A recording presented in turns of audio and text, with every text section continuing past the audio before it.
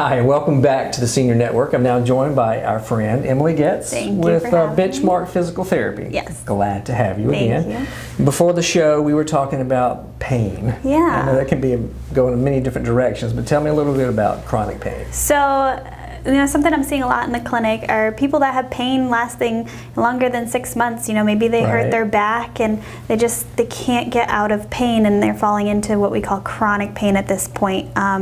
And they have the MRI, the X-ray, and they're just not finding anything structurally wrong, but the patient still has this pain. Oh, that's me. Let's keep talking. Okay. Yeah. So we're really seeing that tissue injury doesn't mean that you have to have pain, and pain doesn't mean that you have tissue injury. So, your body has an amazing ability to heal, and so after an injury it'll heal, but that doesn't mean that the pain's gonna go away.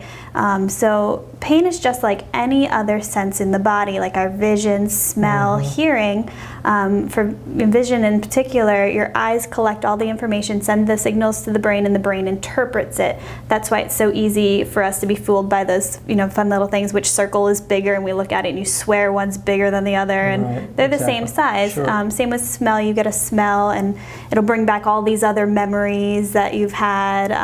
For me, vanilla reminds me of my grandmother's house, or certain other smells will bring out a nauseous feeling.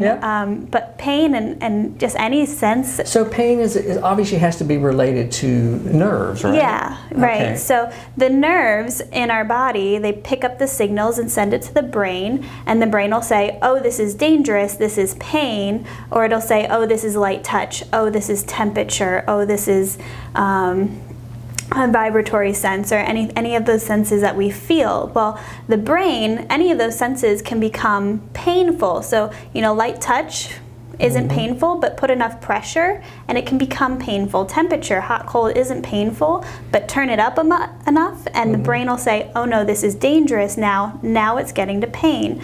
Well, so what can happen is that threshold can become smaller. So we usually have a pretty big distance between when cold becomes painful cold, or when warm becomes painful hot.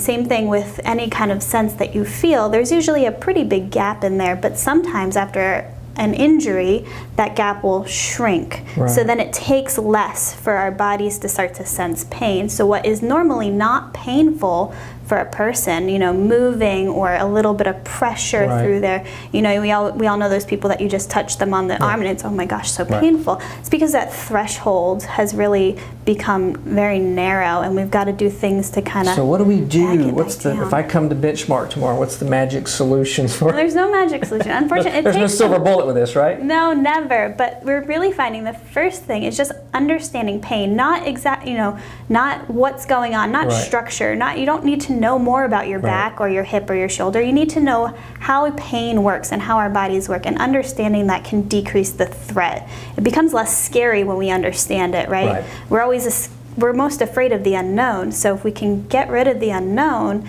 that makes it become something that's more comfortable. And then, doing things to kind of distract the mind from that pain. And sometimes when you've got pain for a long time, it's like living with a lion in the room, and you can't really get anything done because the lion's always there. So we've got to do things to turn that lion into a cute little kitty, or get him out of the room so you can focus on other things, kind of distract you from the lion, and that'll help decrease the gap. And then just gradually building back up. Maybe it's doing things like bending over is what sets off your pain. And so if we can just do a little bend over, show the body it's okay, the brain will say, oh wait, that's not so bad, and then do a little bit more, and kind of just retrain the brain that these things are not dangerous, they're not going to cause injury, they're not. Very interesting, because I've noticed even with myself, it's probably been 1.5 years of pain, and I've started to just, okay, that's just a part of life, I just got to live with it. But you kind of have to at some point,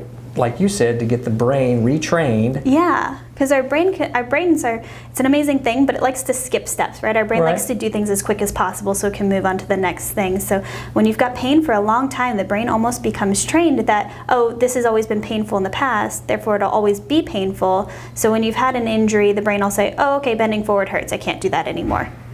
And then after the body heals, the brain will still say, oh, that you just bent forward, that's always hurt in the past, or we had this injury that's always going to hurt. So then it'll send those pain signals. I'm with you. Emily, great information as usual. Thanks so much. Glad to see you, okay? Yeah, thank you. Thank you all for joining us all the time we have here on the Senior Network, where senior care experts come together. We'll see you the next time.